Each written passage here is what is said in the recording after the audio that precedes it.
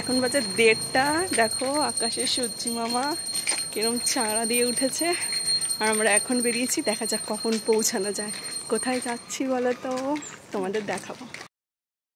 4:30 বাজে, আমরা পৌঁছে গেছি মন্দিরে। চলো তোমাদের মন্দিরের ভেতরটা দেখাই।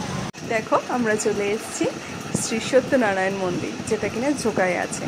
মন্দিরটি সকাল 7:30টায় খোলে এবং দুপুর 12টায় বন্ধ হয়ে যায়। আবার বিকেল 4টায় খোলে, রাত্রির 8টার সময় বন্ধ হয়ে যায়।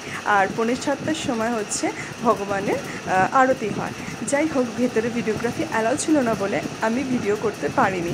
বাইরে থেকে চেষ্টা করব মন্দিরটা তোমাদেরকে সুন্দরভাবে ঘুরে দেখানোর।